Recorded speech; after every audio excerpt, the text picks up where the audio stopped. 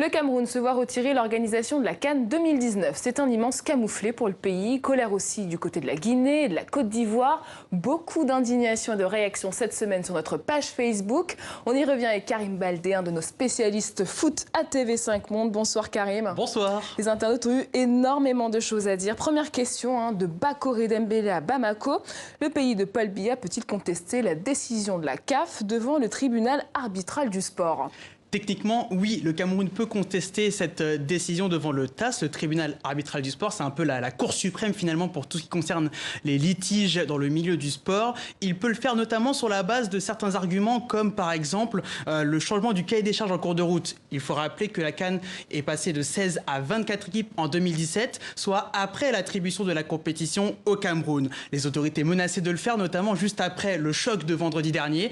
Mais dans les faits, la tendance est plutôt à l'apaisement, il faut le dire. La preuve, mercredi, lors de la réunion du comité central d'organisation, on a assisté à un exercice de mea culpa général finalement, où le Cameroun a reconnu être en retard dans les constructions de stades notamment. Et à partir de là, on peut se dire qu'il y a peu de chances de voir le Cameroun poursuivre la CAF devant le TAS, surtout vu l'arrangement qui se prépare avec la compétition décalée à 2021.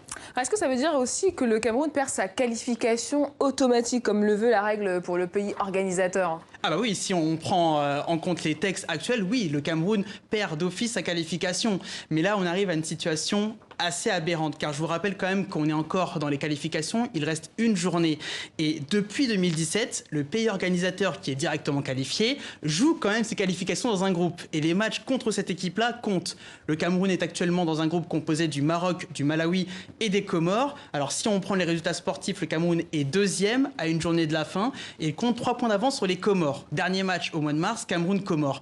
Et ça veut donc dire que si les Comores l'emportent contre le Cameroun, les Comores seront qualifiés aux dépens du Cameroun, sauf que les Lions indomptables ont joué quand même 5 des 6 journées de ces qualifications en ayant dans leur tête le fait qu'ils sont d'office qualifiés, donc c'est complètement surréaliste. Et qu'est-ce que reproche concrètement la Confédération africaine de football au Cameroun concernant l'organisation de la CAN 2019 ? Eh bien la CAF avait dépêché des experts sur place, 4 visites d'inspection au total, la dernière remontant au mois dernier, au mois de novembre. Et dans le communiqué de la CAF justifiant ce retrait de la compétition au Cameroun, on voit notamment l'écart entre le cahier des charges et la réalité, notamment dans les constructions de stades qui ont pris beaucoup de retard. Et ça, c'est peu de le dire. On l'avait vu l'été dernier, par exemple, lors d'un reportage de notre correspondant Marcel Amoko du côté de Garoua. C'était pas vraiment avancé. Les stades, d'accord, mais également tout ce qui concerne les routes, les infrastructures autour des stades. Et ça pose un gros souci. Et puis, il y a un point important également, ce sont les problèmes sécuritaires dans l'extrême nord du pays avec la menace terroriste de Boko Haram et puis la crise dans les régions anglophones. Adama Segora à Abidjan estime que la CAF doit sanctionner sévèrement le Cameroun car il n'était pas prêt. Est-ce que de telles sanctions sont prévues ?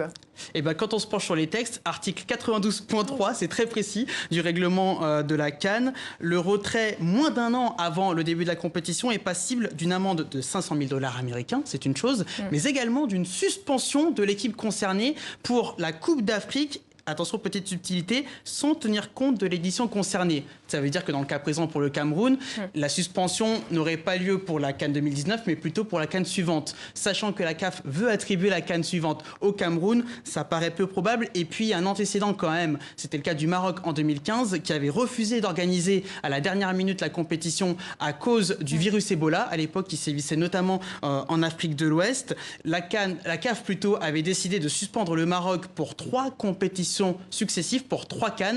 Le Maroc avait porté plainte devant le tribunal arbitral du sport qui était revenu en arrière, qui avait donné raison donc en appel au Lions de l'Atlas et finalement ils ont pu disputer les CAN 2017 et ils vont disputer la CAN 2019 sans problème. Tout ça a l'air très compliqué. En tout cas, après l'effet d'annonce, quelles seront les conséquences réelles sur place au Cameroun? Notre correspondant Marcel Amoko a mené l'enquête. Récit Philippe Randriana Rimanan. Le club municipal en plein cœur de Yaoundé. Un restaurant de standing situé à 2 pas de ce qui aurait dû être l'une des fan zones de la CAN 2019. Le chef Ngoulou espérait quadrupler le nombre de couverts quotidiens dans son établissement pendant la compétition. Il avait même envisagé d'adapter sa carte pour plaire à tous les goûts. Près d'une semaine après l'annonce de la mauvaise nouvelle, il se veut philosophe. Nous n'étions pas encore tout à fait prêts dans tous les arrangements avec l'administration, comment est-ce que les choses doivent se passer, les attentes que nous avons. Nous serions donc pratiquement à 6 mois d'une compétition. Nous n'avions pas encore commencé les formations parce qu'il faut quand même venir renforcer les capacités de tous ceux qui vont s'occuper de ceux qui vont venir au Cameroun. Pour Joseph Chapi, la pilule est plus dure à avaler. Cet entrepreneur fait construire 2 immeubles aux abords du stade d'Olembe.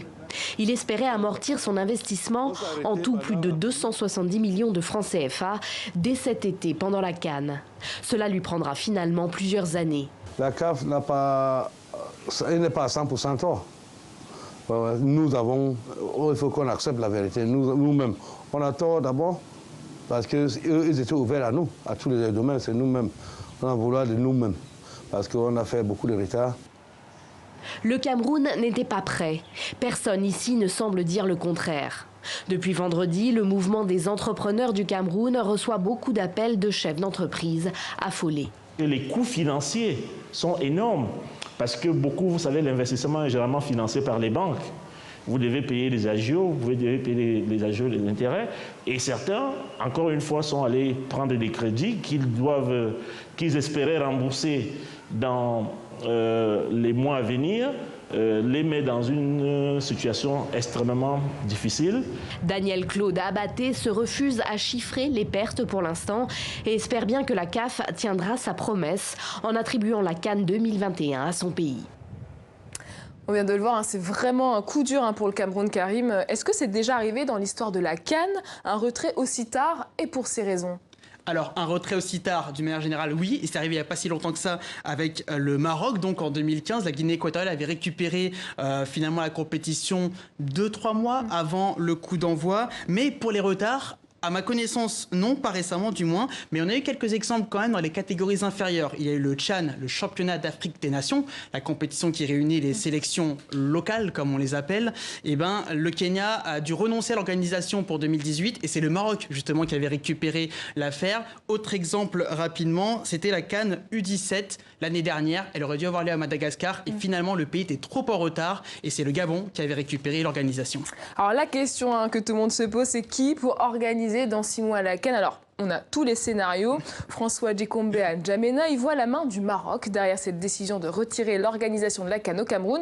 Le Maroc, c'est le grand favori pour remplacer le Cameroun? Clairement, le Maroc apparaît comme le grand favori. Le Maroc dispose de toutes les infrastructures en place. Elle a organisé le Tchad, comme je le disais à l'instant. Elle organise également la Coupe du Monde des clubs et dispose de suffisamment de stades. Sachant que le Maroc, quand même, mène une campagne officieuse de longue date, quand même, depuis quelques années, notamment après l'élection d'Ahmad Ahmad en 2017 à la tête de la CAF, puis ensuite lorsque le symposium de juillet 2017 avait acté l'élargissement de la Coupe d'Afrique de 16 à 24 équipes, à chaque fois que le Maroc se disait prêt à prendre la relève au cas où il se passait quelque chose avec le Cameroun. Donc ils sont vraiment dans les starting blocks, ils veulent surtout se rattraper après donc la CAN retirée en 2015 à cause d'Ebola comme on en parlait. Et puis le Maroc se prépare en vue d'une éventuelle nouvelle énième candidature, devrait-on dire, pour la Coupe du Monde 2030. Dernier atout de marque quand même pour le Maroc, c'est les soutiens, sont les nombreux atouts, les nombreux soutiens, notamment au Maghreb. L'Union nord-africaine de football avait déjà appuyé en ce sens depuis les jours qui ont précédé le retrait de la CAN au Cameroun.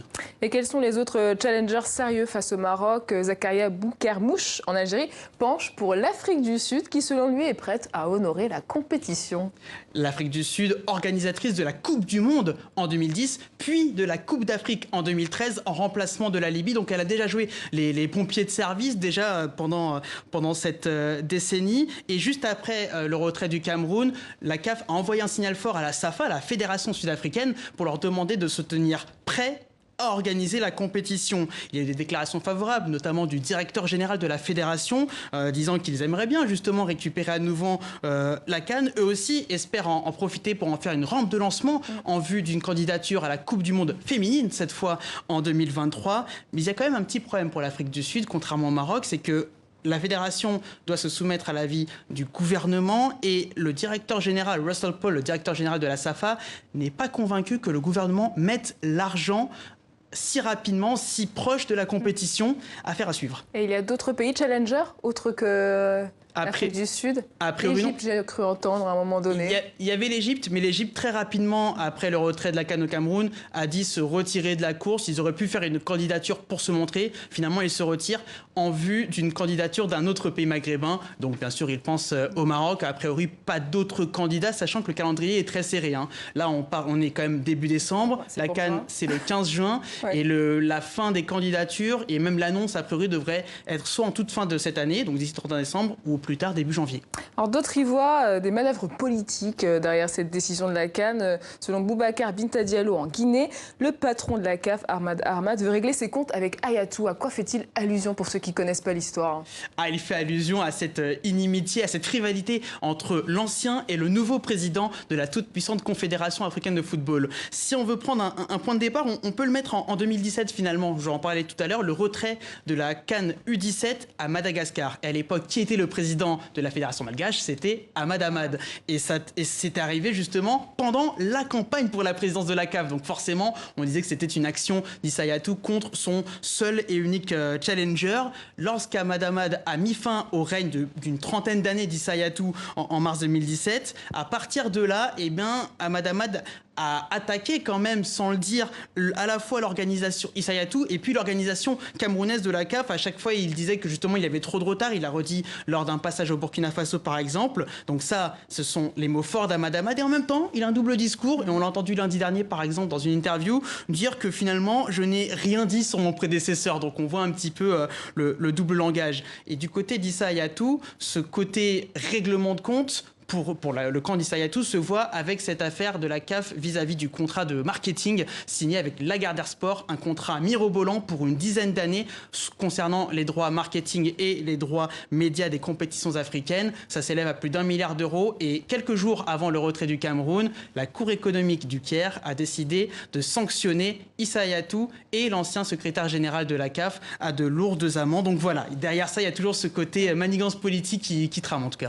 Alors, en tout cas, cette décision de la CAN crée des tensions. La Côte d'Ivoire ne veut pas que la CAN de 2021, qu'elle devait organiser, soit décalée. La Guinée se voit aussi évincée en 2023. Ça va être un peu compliqué pour la CAF dans les prochains mois. Ah oui, beaucoup de dossiers chauds, brûlants sur la table. Déjà, l'organisation de la CAN 2019, ça on y est revenu assez largement, d'ici quand même la fin de l'année normalement. Et puis concernant la Côte d'Ivoire, parce que Ahmad Ahmad, lundi dernier, a dit très simplement, le Cameroun ne peut pas le faire cette fois, on décale tout, le Cameroun organisera 2021 et la Côte d'Ivoire par ricochet, au lieu de faire 2021, fera 2023. Sauf que la fédération ivoirienne a répondu par communiqué en disant qu'à aucun moment une autorité ivoirienne n'a été consultée, n'a été sondée en tout cas pour envisager cette solution-là. Donc on le voit du côté d'Abidjan, ça passe pas aussi facilement que laisse entendre le président de la CAF. On suivra en tout cas tous ces dossiers. Karim Baldé, merci beaucoup pour toutes vos explications.